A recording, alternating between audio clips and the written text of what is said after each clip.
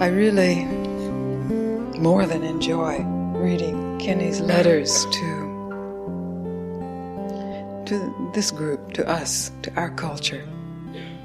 Kenny's background is very different from this privileged background from the streets of Kansas City, a black man whose whole life was about, as he said, one step ahead of death. To read his letters of the noose being cut just in time, to read them to you gives me great joy. It's the same prison, of course. It's the same noose. And when I walked into this prison and he was somehow mysteriously open to hearing what I had to say to him, it's as if I walk into here every day. And whoever is open has the noose cut. Hello and welcome to Being Yourself, Self-Inquiry with Gangaji. My name is Barbara Denenpont, and today I'm going to share with you a recording of Gangaji reading a letter written by Kenny Johnson. Kenny met Gangaji while he was in prison, and he wrote this letter to her shortly after he was released. What I found so powerful about Kenny's letter is that while we have walked profoundly different paths, I could truly see myself in his words. Now, I have never faced the extreme circumstances that Kenny did living in a physical prison, but as you might appreciate and relate to, I did live in my own mental prison for many years. I was doing time in my own mind. Now, gratefully, he and I both recognized what is beyond any circumstance or any thought. And that's what this piece I'm going to share with you is all about, freedom. Let's take a listen. Many of you have heard me speak about Kenny. And for those who haven't, I will just give you a brief history. Kenny was a prisoner in a prison in Colorado. He had been in prison in many prisons, but this was his last stay, and he was part of a group that asked that satsang come into prison. And for some unknown reason, I was commanded to say, yes, satsang will come into this prison. And so a group of us went in, and it's a prison, maybe there are 3,000 inmates, and of 3,000 inmates, at that particular satsang, maybe there were 11 or 12. So it wasn't like it was a stampede to satsang. But these men were quite interested. Also, mysteriously, their lives had been some preparation for that. And of this group, 2 or 3 of the men really caught fire. And Kenny was one of those that caught fire. And he began writing me. And his letters, of course, when you're on fire, your letters are poetry, your letters are sutras. And so I would read his letters, and the time came close for his release. And he had told me at one time that he had been in hell on the streets and in prison. Obviously, prison can be hell. But what he feared most was being released, because he had discovered in hell this perfect resting place, this place of peace, the truth of who he is. And so he knew that when he was released, this would be challenged by everything that he thought he was. And he was released, and he wrote me a beautiful letter that I think I may have read to this Bay Area group about how he had met this challenge, and it was no challenge at all. And at that point, his parole officer was calling Kenny his guru. So he's written many beautiful letters. He's been out now for some months, and I just want to share this. Just came from him. For so long, I've been just serving and not really looking at Kinney. For so long, I've done nothing but feel others' pain, confusion, longing, and so on, and not really looking at Kinney.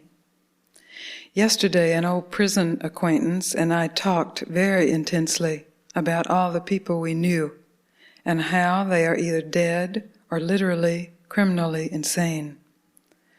I am so very grateful. All of these men we talked about were very strong physically. I feared them as a young man coming up in the streets in different prisons. I would have to think fast in order to stay alive around these killers. My entire life on the streets was spent staying one step ahead of everyone, even my woman. There was really no rest. Now here it is, 30 years later, and my life is okay. So very grateful. All day yesterday, I was just quiet. Quiet with my daughter, quiet with my mother, and also with my grandkids. Quietness. This morning, Saturday, I woke up and was watching a Western movie on television. I love Western movies. All was well until the end. This young man was about to be hung for being a thief. The noose was in place. The wagon with his coffin was under him, and all the necessary players were in place. The nod was given, and he was now dangling and struggling to live. One woman ran and grabbed this young man and screamed for someone to help. At the last moment, the rope was cut and the young man lived. Gangaji, everything was in place for me also. I had done many years in prison and was still in prison, and while still in prison, I was planning even more scores, crimes. I was 44 years old, and one more crime would keep me locked up for life. But I would have to chance it one more time. The stage was set for me. The noose was in place, and the crowd was watching. The nod was given, and there I was, struggling, dangling for being a thief. Then she stepped forth and grabbed my legs and asked for mercy, and grace was dispensed to me September 1994. I cried tears of gratitude. I cried tears of gratefulness. I cried tears of joy. My life was spared because a beautiful lady stepped forth and entered prison. I have tried to emulate the very same love, the very same devotion. May God be with us. In love, Kinney. I really more than enjoy reading Kinney's letters to this group, to us, to our culture. Kinney's background is very different from this privileged background from the streets of Kansas City, a black man whose whole life was about, as he said, one step ahead of death. To read his letters of the noose being cut just in time, to read them to you gives me great joy. It's the same prison, of course. It's the same noose. And when I walked into this prison and he was somehow mysteriously open to hearing what I had to say to him, it's as if I walk into here every day. And whoever is open has the noose cut. When I met my guru, I was dangling in a noose, and he cut the noose. How he did it, I have no idea. That he did it, I'm certain. How Gangaji did it for Kinney, Well, I'm certain she didn't, and if she did, I have no idea how she did. But there is something that is present in one when the noose has been cut that is available to everyone who is struggling in the noose and looking around to see if there's any help, if there's anybody in the crowd who cares, anybody who has the courage to step forth and say, stop, see what is hanging you, see what is killing you, see what you are struggling against. And since this is a spiritual group, I know that you know, intellectually, mentally, at least you know that what you are struggling against is this ego. And what the ego is a sense that the I that you go by is different from the I that the person next to you goes by, or that I go by, or that your enemy goes by. And it's true. That's true. So when I entered that prison that day and spoke to Kenny and the others there, I said very simply, turn your attention to this I. This individual, separate, struggling, imprisoned, I. Rather than continuing the struggle, rather than escaping the prison, turn your attention to who is imprisoned, who is struggling, to this I.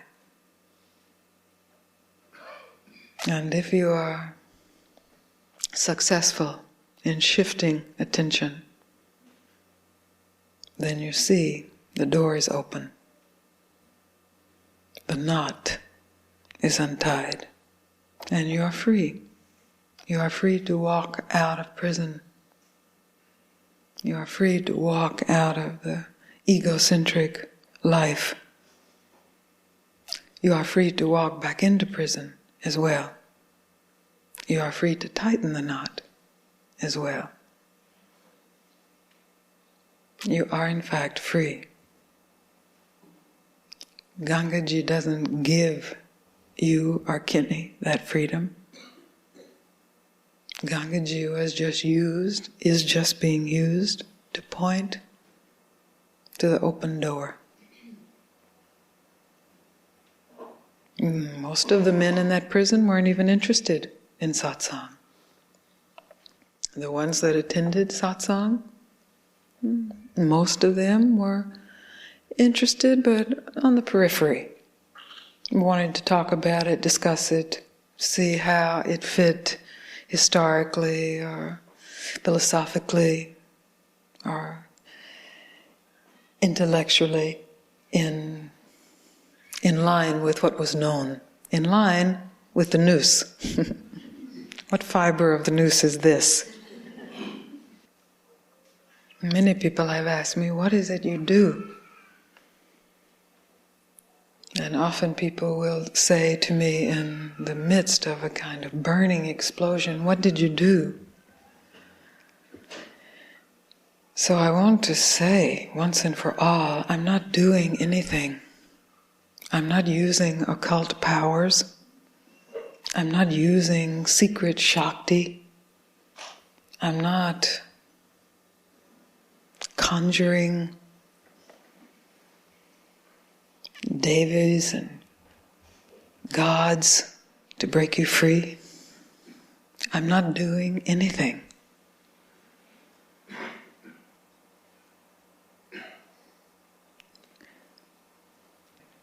Presence, my words, my history is a pointer to the open door. The door that my teacher pointed to me, that his teacher revealed to him, that you know already in the core of your heart. Kinney didn't stop to ask me what my political alliances were, what my opinions were, to decide if he would then listen to what I had to say. Likewise, I didn't stop to see if Papaji and I were in agreement politically, socially. We weren't, actually, about a great many things. It didn't matter, it doesn't matter. It's not of that realm. I'm sure Kinney and I disagree about a great many things. It doesn't matter. It has nothing to do with freedom, with what is freedom. He never expected some honky woman coming in telling him what was so. It didn't matter. I never, ever, ever expected to be at the feet of an Indian guru. It doesn't matter. It's of an altogether different realm. So if you find your mind preoccupied with anything, that's the counting of the fibers in the noose. It doesn't make you not free. It doesn't make you not the self. It doesn't make you not consciousness itself. But most likely it does obscure the experience and the realization that you are free, that you are consciousness, that you are truth. So out of the crowd has appeared this form, this phenomena that goes by the name of Gangaji, has appeared in your consciousness, at least for this moment. It will disappear from your consciousness at some moment, in some time, but for this moment, it is here in your consciousness and it is asking for attention. And when that attention is given, then the attention is reflected back so that there's an enormous force that can turn your attention to who you are. You have capacity to make the utmost, highest use of that force. It is an innate capacity. Maybe it's never been confirmed, but it can never be taken from you. So when we sit quietly at the beginning of satsang, that is the pointing. When we speak during satsang, that is the pointing. If you hear, if you investigate, if you inquire into the truth of yourself, you must see, finally, that every event, every circumstance, every thought, every emotion, past, present, and future, is pointing to that. It's quite interesting that before one's attention has been shifted to the truth of who one is, every event, every circumstance, every thought, every emotion is pointing away from that.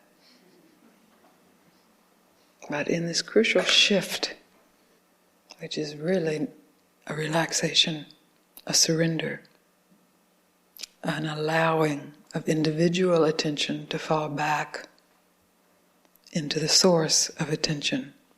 In that shift, all is a vehicle. All is in service. Everything that appears in consciousness and disappears in consciousness. Every moment.